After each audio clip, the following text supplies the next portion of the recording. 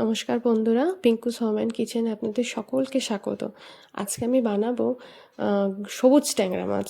আমার ছেলেকে এইসব বলে আমি এই মাছ খাওয়াতে চাই, কারণ ও ছোটো মাছ একদম খেতে চায় না। তার জন্য আমি ট্যাংরা মাছগুলোকে কেটে ভালো করে ধুয়ে নিয়েছি। এবার নুন হলুদ মাখিয়ে ভালোভাবে আমি এটাকে ভেজে নেব। এই রেসিপিটা করতে না একটু তেল বেশি লাগে, কিন্তু খেতে খুব ভালো লাগে। বাচ্চারা না ছোটো মাছ খেতে চায় না, অনেক সময় কাঁটা লাগার ভয়। আমার ছেলে তো খেতেই চায় না, কিন্তু আমি গ্রিন এটাকে বলে ক্যাটফিশ, গ্রিন ক্যাটফিশ খা, সবুজ ট্যাংরা খা, একটু কালারফুল করি তো সেই জন্য একটু খায়। এমনিতে তো ট্যাংরা মাছ ছোটো মাছ চোখের পক্ষে বা শরীরের পক্ষে খুবই উপকারী, কিন্তু ওই যে বাচ্চারা খেতে চায় না, যার জন্যে এরকম নাম বলে এরকম একটু রকমারি একটু কালার করে খাওয়াতে হয়, যদি একটু তাও পেটে যায়। এবার উল্টে পাল্টে মাছগুলোকে ভেজে নিচ্ছি। মাছগুলো ভালোভাবে ভাজা হবে, এটা একটু মুচমুচে করেই ভাজা হবে। ভেজে নিয়ে একটা পাত্রে আমি মাছগুলোকে তুলে রাখবো। এই মাছটা করতে একটু তেলটা আমি বেশিই নেবো। এমনিতে আমি অনেক সময় কম তেলেই রান্না করি, কিন্তু এই সবুজ ট্যাংরা মাছের ঝালটা করতে না একটু আমি তেলটা বেশিই ব্যবহার করব এখানে। আমি যতটা তেল আছে, তেলটা আমি ভাজার সময় একটু বেশি নিয়েছিলাম। তার মধ্যে আমি সামান্য কালো জিরে ফোড়ন হিসাবে দিয়েছি, আর দেবো একটা শুকনো লঙ্কা দিয়ে ভালোভাবে আমি ওটা ফোড়ন হিসাবে দেবো। আপনারা এটা বাড়িতে একবার ট্রাই করতে পারেন। যদি খেয়ে আপনাদের ভালো লেগে থাকে, যদি রান্নাটা আমার পছন্দ হয়, তাহলে অবশ্যই একটা like comment share and subscribe করে দেবেন। আপনাদের একটা like comment share and subscribe আমাকে আরও মানে কি বলবো, উৎসাহিত করে যে আরও আমি নতুন নতুন রান্না বানিয়ে আপনাদেরকে দেখাতে পারি। এই আর কি, আমার পরিবারটাও যাতে একটু বড় হয়।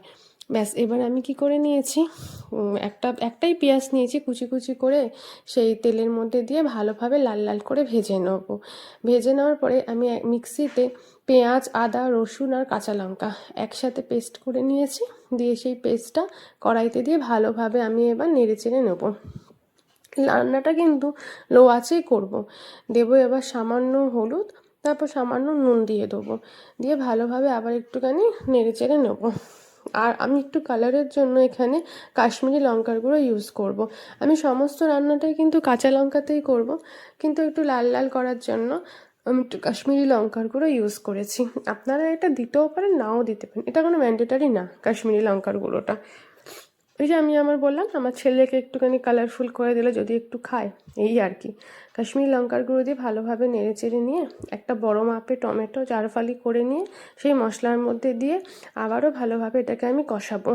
এবার যতক্ষণ না ওপর থেকে তেল ছাড়া হবে, মশলাটা ভালোভাবে ভাজা হবে, অতক্ষণ আমি কষাতেই থাকবো। মোটামুটি কষানো হয়ে গেছে, তেল ছেড়ে দিয়েছে। এবার আমি এখানে সামান্য পরিমাণে গরম জল অ্যাড করেছি।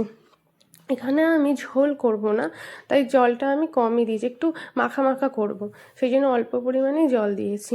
জল দেওয়ার পরে যেই দেখলাম ঝোলটা মোটামুটি ফুটে গেছে, যেই ট্যাংরা মাছগুলো আমি ভেজে রেখেছিলাম সেই ট্যাংরা মাছগুলোকে আমি কড়াইতে দিয়ে এবার ভালোভাবে নেড়ে চেড়ে নেব। আগে না আমি ট্যাংরা মাছ এরকম বাড়িতে আসলে নিজেই কেটে নিতাম, কিন্তু এখন না আর ভাল লাগে না আমার কাটতে। এখন আমি বাজারে গিয়ে দাঁড়িয়ে থেকে ট্যাংরা মাছ কাটিয়ে নিয়ে আসি, কারণ ট্যাংরা মাছের কাঁটাগুলো না খুব শক্ত হয়। আগে ছেলে হওয়ার আগে টাইমও থাকতো, বসে বসে আস্তে আস্তে কাটতাম না, এখন আর সময় কোথায়। যাক, কথা বলতে বলতে যখন দেখলাম ঝোলটা ফুটে গেছে, আমি এক বান্ডিল নিয়েছি ধনে পাতা, অনেকটাই বেশি পরিমাণে নিয়েছি। নিয়ে ভালোভাবে ধুয়ে নিয়ে মিক্সিতে বেটে নিয়েছি। মিক্সিতে বেটে নিয়ে ভালোভাবে আমি এবার ঝোলটার সাথে মিশিয়ে নেব। কালারটা একদম মোটামুটি গ্রিন হয়ে গেল। এই জন্যই আমার ছেলে এটা নাম দিয়েছে গ্রিন ট্যাংরা, আর ইংলিশে তো এটাকে বলা হয় গ্রিন ক্যাটফিশ। ও বলে সবুজ ট্যাংরা, কখনো বলে গ্রিন ট্যাংরা, যখন যেটা মনে আসে তখন সেটা বলে দেয়। আজকে বললো গ্রিন ট্যাংরা করো, ক্যাটফিশটা তার বলতে মনে নেই। যাক, এরকমভাবে ঝোলটা এবার আমি একটু 2-1 মিনিটের জন্য ফুটতে দিয়ে দেবো।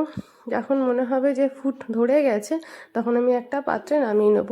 আমি এটা বলতে পারি, এটা ভাত দিয়ে এত ভালো লাগবে খেতে যে ভাষা দিয়ে হয়তো আমি বলতে পারছি না, খুব ভালো লাগে। এত ধনেপাতার একটা সুন্দর গন্ধ, তারপর জ্যান্ত ছোট ট্যাংরা মাছ, দারুণ লাগে খেতে। আপনারা এটা বাড়িতে অবশ্যই একবার ট্রাই করবেন। আমার মনে হয় এটা আপনাদের খুবই ভালো লাগতে পারে। আর যদি ভালো লেগে থাকে একটা লাইক কমেন্ট শেয়ার সাবস্ক্রাইব করে দেবেন। ব্যাস, কথা বলতে বলতে আমি দেখলাম ঝোলটা একদম রেডি হয়ে গেছে। এবার একটা পাত্রে আমি সেই ঝোলটা মাছগুলো নামিয়ে নিয়েছি। এটা খাওয়ার জন্য একদম প্রস্তুত হয়ে গেছে। এটা ব্যাস একদম রেডি। আমার তো মনে হয় আমি এখনই খেয়ে নিই, কিন্তু না, এটা সবার সাথে বসে একসাথে বসে যে খাওয়ার আনন্দ সেটা একা কোথায়। আপনারা এটা বাড়িতে অবশ্যই ট্রাই করবেন। Bye bye.